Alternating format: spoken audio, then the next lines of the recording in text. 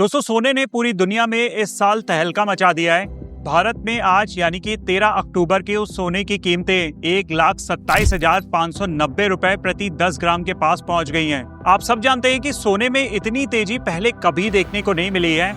अब सवाल उठने लगा है कि आखिर क्यों सोना इतनी तेजी से बढ़ता जा रहा है।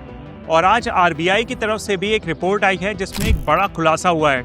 इस वीडियो में मैं आपको सारी जानकारी बिल्कुल सरल भाषा में देने वाला हूँ। यही कहूँगा, वीडियो अगर आपको पसंद आए तो वीडियो को लाइक करना मत भूलिएगा, चैनल को सब्सक्राइब करिएगा अगर आप पहली बार इस चैनल को देख रहे हो। सोने की कीमतें जितनी तेजी से बढ़ते जा रही हैं, मार्केट में जो अटकलें हैं वो भी बहुत तेजी से रफ्तार पकड़े हुए हैं। जैसे कि कुछ लोगों का मानना है कि सेंट्रल बैंक की खरीदारी की वजह से सोने के दाम बढ़ते जा रहे हैं। वहीं कुछ लोग कह रहे हैं कि अमेरिका और चीन के बीच में जो गोल्ड वॉर चल रहा है, मतलब कि चीन ने एक गोल्ड की राजनीति शुरू कर दी है। चीन लगातार सोना खरीदता जा रहा है, जिसकी वजह से सोने के दाम लगातार बढ़ते जा रहे हैं। लेकिन इसी बीच दोस्तों, भारत का एक ऐसा कदम जो सबका ध्यान अपनी तरफ आकर्षित कर रहा है।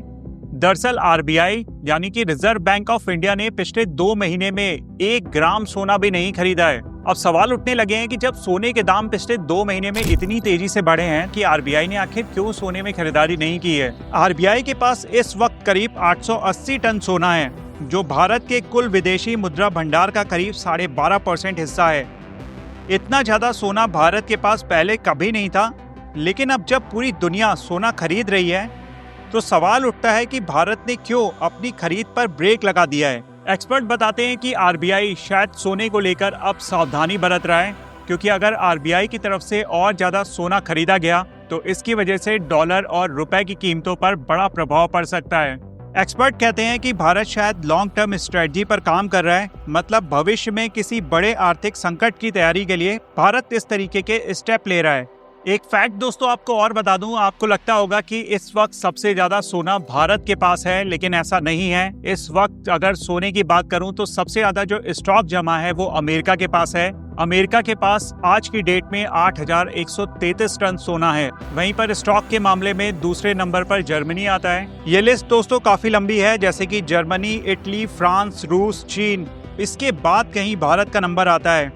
लेकिन अमेरिका की कहानी यहाँ पर थोड़ी सी अलग है। अमेरिका अपने गोल्ड रिजर्व की कीमत अभी भी 1970 की दर पर दिखा रहा है, यानी कि सिर्फ 42 रुपए प्रति औंस। अगर अमेरिका आज की दर से अपने सोने का वैल्यूएशन रीसेट कर दे तो उसका $1 ट्रिलियन का कर्ज एक झटके में खत्म हो सकता है। लेकिन इसका सीधा असर अमेरिका के डॉलर के ऊपर पड़ेगा। अमेरिका की डॉलर की कीमतें लगातार टूटना शुरू कर देंगी और अमेरिका में जो इन्फ्लेशन है, यानी कि जो महंगाई दर है, वो इससे बहुत ज्यादा बढ़ जाएगी। यही वजह है कि आरबीआई शायद अमेरिका की चाल समझ गया है।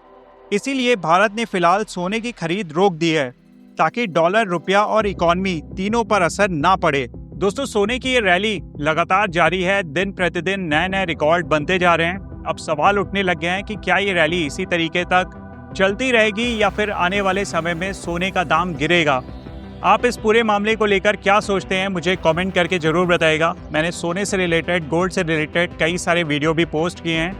2008 में क्या स्थिति बनी थी, 2011 में क्या हुआ था, इनफैक्ट कोरोना के पहले गोल्ड में कैसा मूवमेंट देखने को मिला था, ये सारी चीज़ें मैं एक सेपरेट वीडियो में आपके साथ शेयर कर चुका हूँ।